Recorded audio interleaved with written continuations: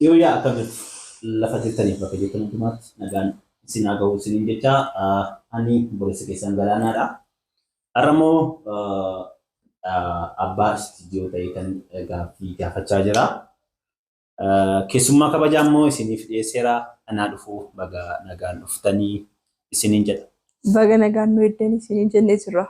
Ayyee maqaa keessanii fi kiiloomeetira meeqarraa deemsa kiiloomeetira meeqaa deemtanii akka dhuftanii fi maqaa keessan asumaan uummata keenya biraan gahaa uummata keenyas nagaa gaafadhaa.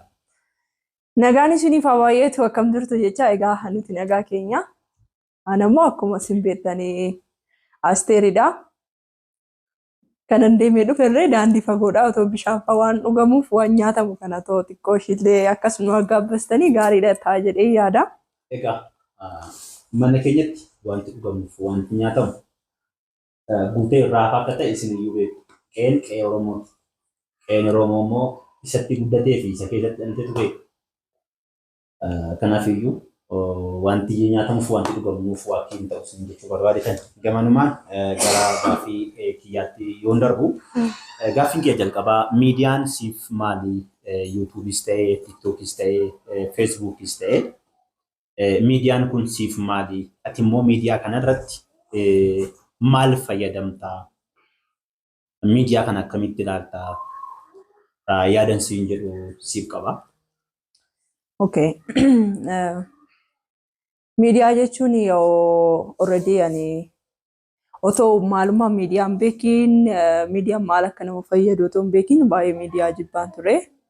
Yeroo saniif otoo duubatti deebi'ee yeroo sana qaqqaba ta'e nan deebisan ture yeroo sana duubatti.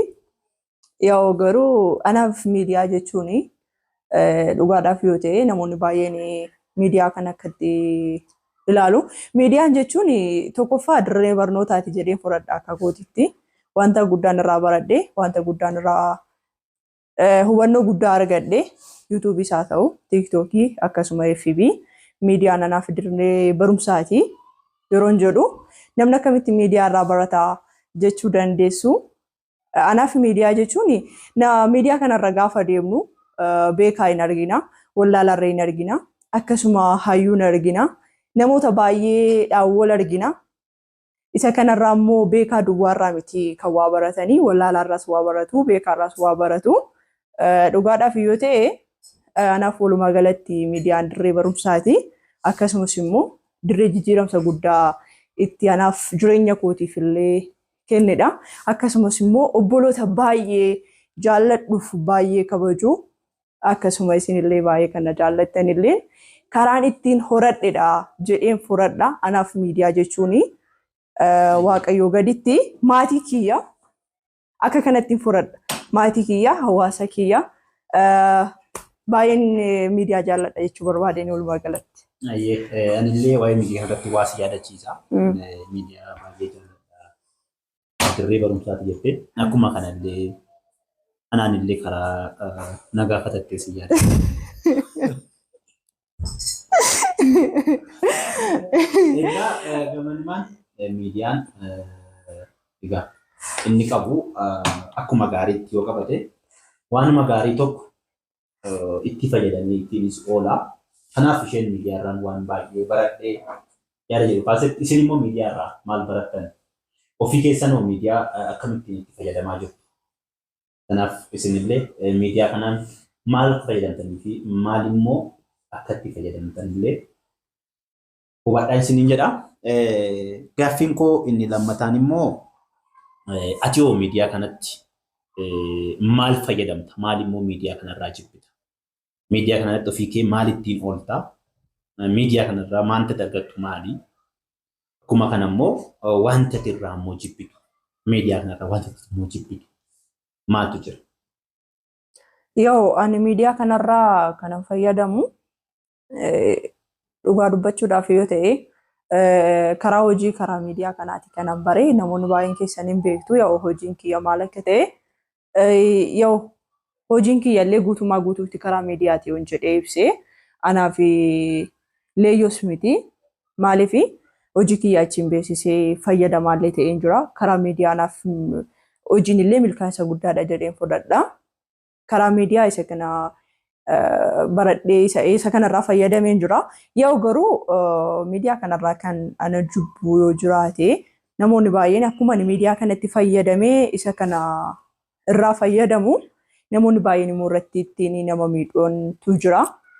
Karaa sanaan namoota miidhaa geessisantu jira. Miidhaa kana akka kiyyeetti aannan balaaleffadha. Miidhaa kana jechuun fakkeenyaatiif yeroo tokko wanta baay'ee argina. Namni miidiyaa kana jechuun akkasitti dirree barumsaati malee dirreetti xiqqoo ishii walittiin intini jennee namoota wajjin jibba uumnu miti.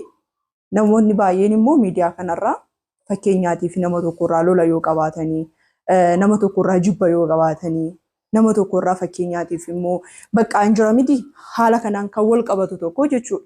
Gaafa isaan immoo deebisanii miidiyaa kanarratti suura isaa gadi garagalchanii wantoota akkasii kanatu uumama. Fakkeenyaatiif ana akka kiyyatti isa kana nan balaaleffadha. Karaa kiyyaanii wanti otoo danda'ame seera fuuldurattis gaarii kan hin taane hawaasa birattis gaarii kan hin taane akkasumas immoo suuraa namaa gadi garagalchuun illee gaarii kan hin taane nama kan fuulduratti iyyuu gama kiyyaan isa kanadha kanan balaaleffadhus kanan jibbus jechuudha. Ayyee galatoomii yaada baay'ee tuttuqxeetta. Akkuma kana miidiyaarraa hojii kiyyaan illee nama miidiyaatti milkaa'e kan ishee jechaa jirtu.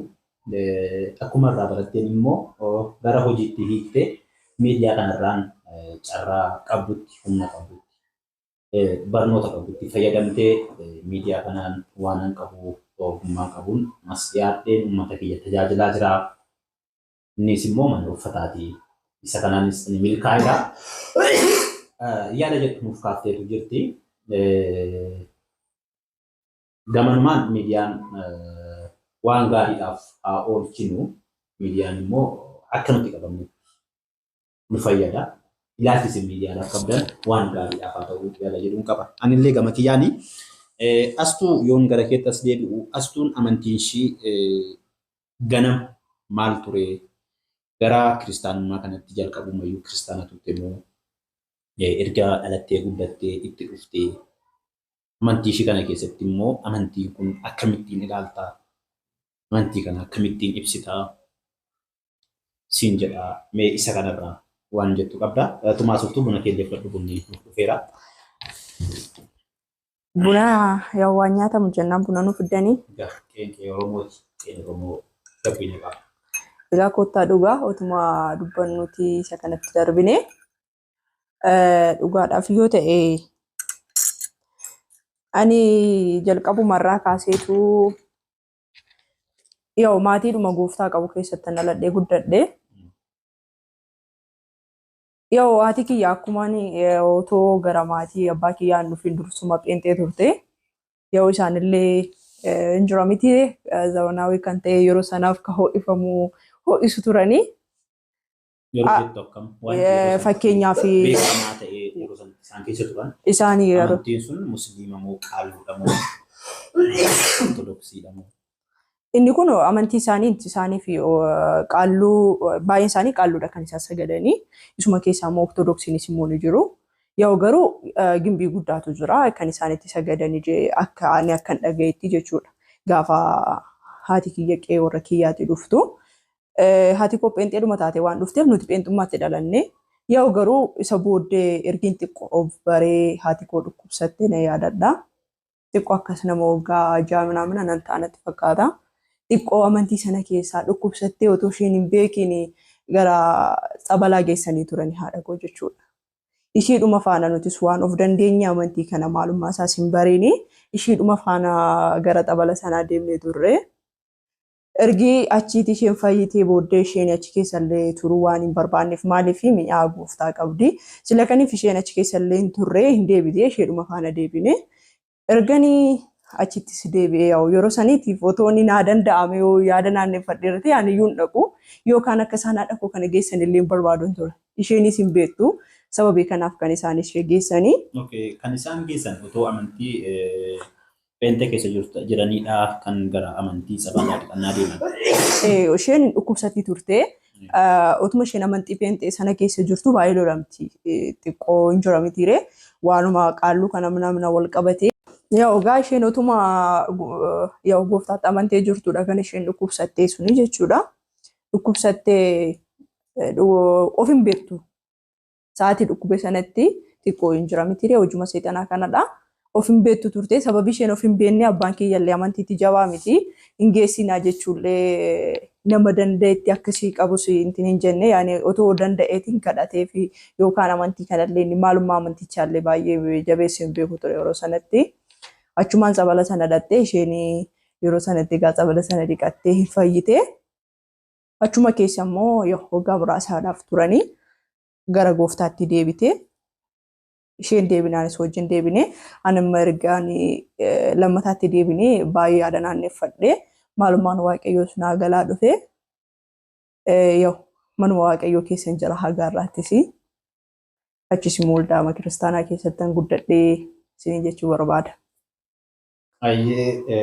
Haa ta'u ijoollummaadhaan achis isaa booddee immoo isaa wajjin illee deebi'ee akka turte egaa ijoolleen dirqama maatiidhaan hamma abboommanitti dirqama maatii nama lafa maatiin naqan dhabu.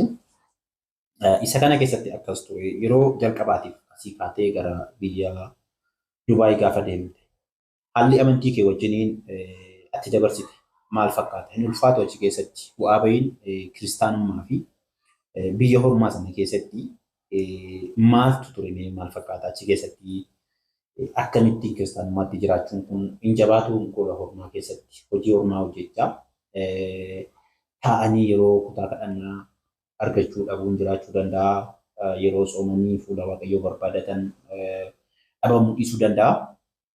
Mee isa kana keessatti akkam ture yeroo jalqaba deemtee turteetti wanta ture sana mee muuxannoo achi keessa jiru nuuf kaasi. Isa kana jechuun dhugaa dubbachuudhaaf yoo ta'e ni ulfaata. Maaliif gaafa maatii keenya bira jirru cheerchiin dhannaa waaqeffannaa akkasumas sagantaa garaagaraatu jira wanta baay'eetu jira. Namni isatti barimmoo deebi'ee ka'ee dhaqee gola ormaa keessatti amala sana gaggeessuu waan hin dandeenyeetiif ni ulfaata. Garuu otuma ulfaatu anaaf jechuudha.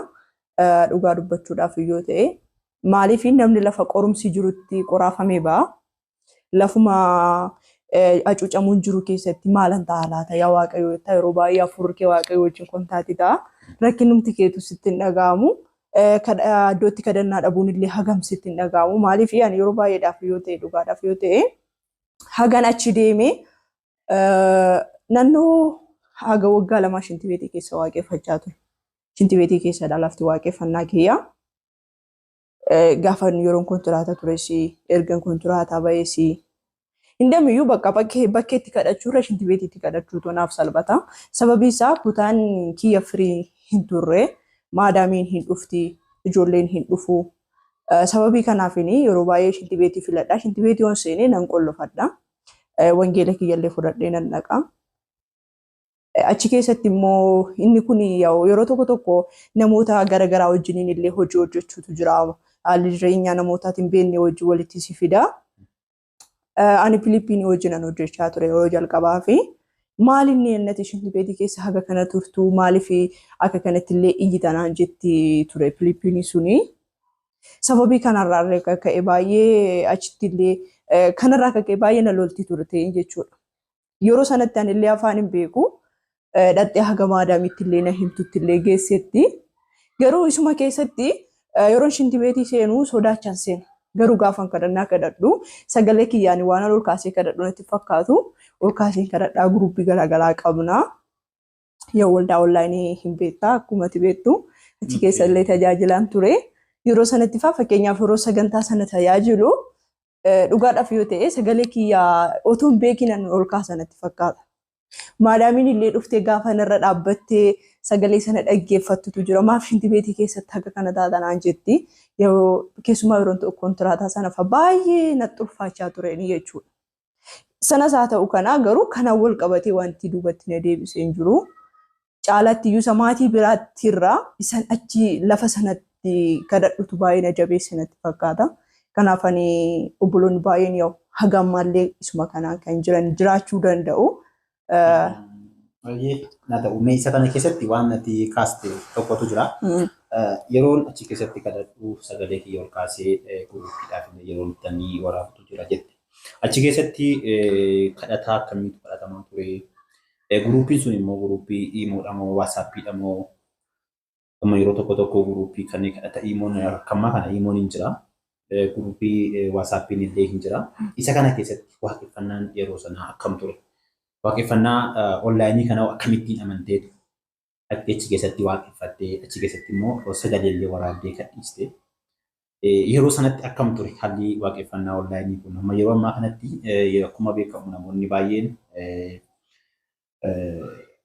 akkuma yeeyyii raroo hoolaa uffatee dhufuuttidha kan isaan ijoollee mana madaamii jiranitti maqaa waaqayyootiin dhufaa jiranii.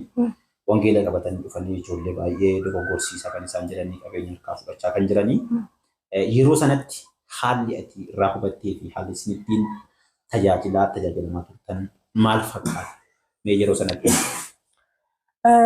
Dhugaadhaaf yoo ta'e waldaa onlaayinii iimoodhaan otoo hin ta'in waasaappiidhaan yeroo jalqabumaatiif kanan itti makame. Namoonni baay'een sa'aatii ammaa kana fa'aa keessumatti duraan isin jiruu miti numa jira. Namoonni baay'een dirree irratti fayyituu irratti saamichaa gaggeessu. Waldaa lafarraas yoo ta'e inni kun numa jira. Waldaa onlaayinis yoo ta'e immoo inni kun numa jira. Keessumatti immoo baay'inaan waldaa onlaayinii irratti babal'ataadha waanti akkasii kuni. Yoo garuu ana waldaa onlaayinii jechuun lafan itti jabaadheedha. Lafa itti jilbi kiyya jabaatee, lafan itti eenyummaa kiyya of argee, lafan ittis immoo waaqayyoon argee natti fakkaata.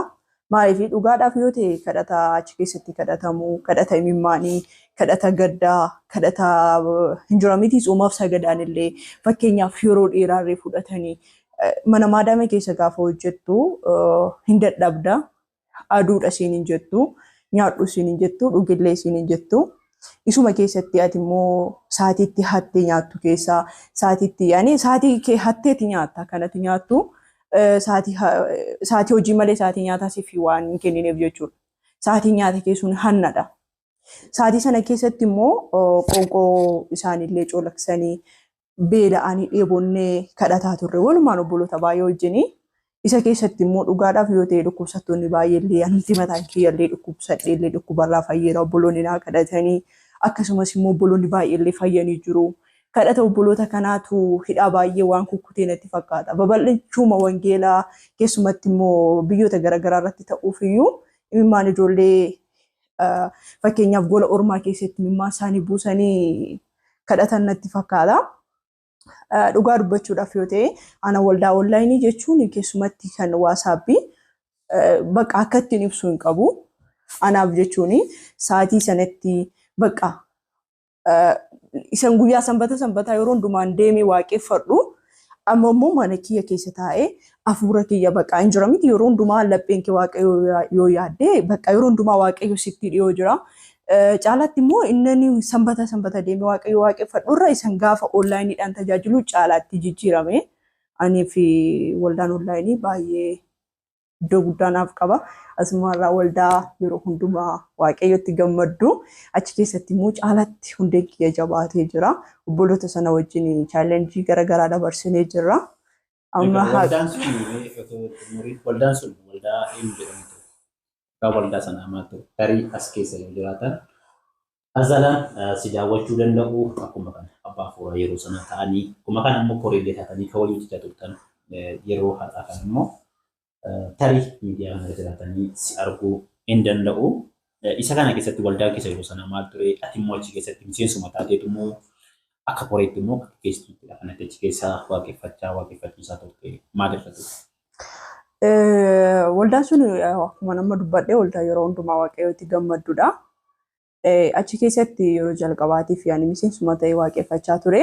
Yoo garuu yeroo muraasa booddee gara koreetti dhufe. Gara koreetti ergiin dhufees immoo obboloota wajjin utuma wal jajjabeessinu waliif kadhannu korootas akkasuma saballee utuma jajjabeessinu gara gaggeessummaatti illee dhufee gaggeesseen ture. Abbaan hafuuraa yeroo jalqabaatiif nu bira turanii Wangeelaawwiit Arrafee jedhamu. yoo isaanillee miidiyaadhuma kanarra jiru jedhee yaada. Akkasumas immoo isaa wajjiniin illee yeroo dheeraa turree jirra. Akkasuma nama baay'ee jaalladhuuf nama baay'ee kabaju Wangeelaawii Darajjee. Keessumatti egaa Wangeelaawii Darajjee yeroo dheeraa wajjiniin hin turre. Dhugaadhaaf yoo ta'e hamma wajjin turetti isaan jechuun baay'ee nama jaboo turanii. Yoo mallee miidiyaa kanas hin hordofu. Wangeelaawii Darajjee baay'een isin jaalladha, baay'een isin kabajaa asumarraani. Dhugaa dubbachuudhaaf yoo ta'e isaan irraa waan baay'ee baradheen jira. Waa'ee maallaqaatii amma kaastu kanarratti illee dhugaadhaaf yoo ta'e maallaqa maleetii naannoo ji'a lama gas akka kanaan tajaajilanii maallaqa isinirraallee barbaadu gaafa jedhantu jira ture jechuudha. Akkasumas immoo waldaa yeroo sanatti waldaan keenya maallaqa waan qabduu fi waldaalee ofii isaaniitii gara Arsii Asallaa kanallee deemanii tiraanspoortii ofii isaanii haga isaanii danda'ame baay'ee hojii wangeelaa hojjechuudhaaf baay'een ittiin godhatu turanii isaaniin baay'ee dinqisiifadha. Asumarraan namoota onlaayinii kanarraa tajaajilan keessaa isaanii nama addaati jedheen fudhadha. Nama ogummaa guddaa qabanii, nama waaqayyo ogummaa guddaa kenneefidha. Asumarraa waaqayyo isin haa eebbisu, isin jaalladha, isin kabajnaa, isin jechuun jaalladha. Baay'ee galatoomaa gamanumaan hojii isin gootanii. Egaa namni jireenya isaa keessatti waa bahii hin dabarsaa. Wanta kamiyyuu immoo dhugaa namaa gadi dhaabatanidha. Kan waan tokko godhanii. Isaanis yeroo sanatti isin jajjabeessanii isin bukkee dhaabbatanii akka namoota amma yeroo jedhu immoo warra amma keessas hundi daban godhu, hundis immoo gaariin godhu. Sababni isaa isa gaarii godhuudhaan leetu isa daba godhu akka immoo daba godhamee akka itti midhamu. Kanaaf namoonni ijoollee gola hormaa keessa jiran dhugumatti gatii isin isaa wajjin kaffaltan guddaadha. Isa kana immoo kan gootan waaqayyo laaltaniitu galatoomaa. Warri immoo hundumti isaayyuu akka facaasetti nammata. Warri gaarummaadhaan facaasan gaarummaadhumaan hammatu, warri immoo dabaa facaasan isuma facaasan sana hammatu. Kanaaf warri gaarii facaaftan dhugaa waaqayyootiif qabatanii dhugaa sana immoo kan isin gadi warri facaaftanis gatii dhugichaa hin argattu. Warri immoo dhugicha daba godhatanii jalina facaaftanis isuma hammatu. Abbaan waan facaase haa. Isa kanan siniin jedha. Gaaffii koo gara xumuraatti yoon dhufu astuun kan qabamtee mana hidhaatii mana hidhaarraa qabamtee hojii shirraa qabamtee